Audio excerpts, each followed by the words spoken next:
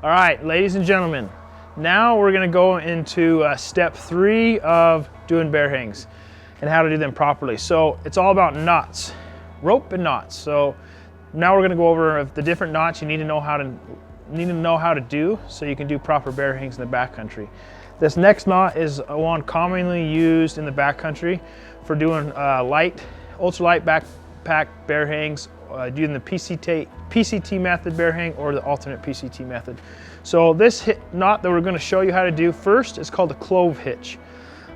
It's pretty simple. We're using 5mm ABC rope to do that, and I'll go ahead and show you how to do it. So what you're going to do when you do the Clove hitch while using the PCT method or the alternate PCT method, typically what you'll do is you need to have a stick, at least a foot long, if not longer, and you've got to tie this Clove hitch around the stick. So imitating the stick, we're just using this metal bar that we use here at the ranch all the time. So what you want to do is you take your tail end of your rope and you're going to put it up and over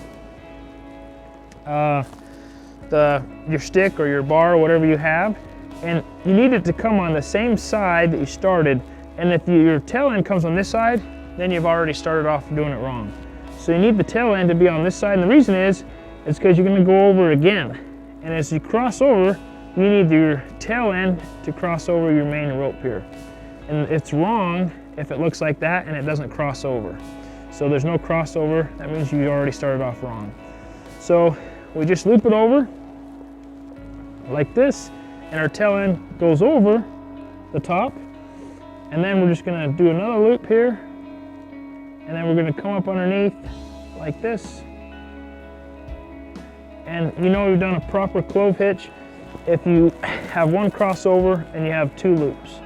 So you have two rounds going around and you've got your crossover. That's what it looks like, and you can pull as tight as you want and it's not going to slip.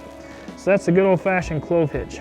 So guys, that's the Clove hitch. You need to know how to do this if you're going to do the PCT method of doing bear hangs in the backcountry.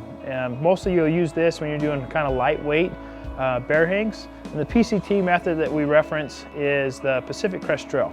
So it's kind of a standard method of doing bear hangs along the PCT trail. And so the method has just become over time known as the PCT method. So Pacific Crest Trail is kind of where it derives from. So hopefully it's really helpful. We're going to jump into the next knot right now, which is kind of a combination of 2 different knots. All right guys, so the next 2 knots that we're going to do kind of become one. You can't do one without the other. So we're going to start by doing the double fisherman's knot, and then we're going to follow it up by doing the prusik knot. And so we have about 6 feet of cord here. This is 5mm ABC rope, and we're going to form a loop, and we're going to start by doing the double fisherman's knot. And so what we do is we're just going to want each end to overlap each other, give or take about a foot. And then we're going to take one of the ends and we're going to wrap it around underneath, and then we're going to go over the top, underneath, and then once we come all the way back through, then we're going to take it back through the hole. And how you know you did it right is if you have kind of that nice pretty X on top, and on the back side you're going to have 2 nice loops with no X. So that is part 1 of doing the double fisherman's knot. So we're just going to tighten it up, and then what we're going to do is we're going to flip it around, and we're going to do the same thing on this end. We're going to go over once and underneath, over again and underneath again, and then we're going to slide back through our coils here. I didn't leave myself enough slack. Come on, baby. And that is how we form our second double fisherman's knot. So how you know you did it right? On the top side you'll have 2 X's, and on the back side you're going to have 2 nice coils together with no X's. And so once everything is tight, I'll double check, everything's good. And to finish the last portion of the double fisherman's knot, we're just going to slide these together, and then now our strand has become a loop. Okay, so now that we have our double fisherman knot tied here and we've got our loop, now we can go ahead and tie the prusik knot. So the prusik knot is the most commonly used tension knot out there for most bear hangs, for doing rescue pulleys, for using pulleys and rope to be able to do mechanical advantage uses, and then also for climbing. So Now that we've got our double fisherman's knot and we've got a nice static rope tied here, we'll go ahead and show you guys how to do the pressing knot. So what we want to do is we want to come underneath our rope like this, and we want to take our double fisherman's knot, and now that we're underneath it, we'll go over the top of it once, twice, and then we'll do it one more time.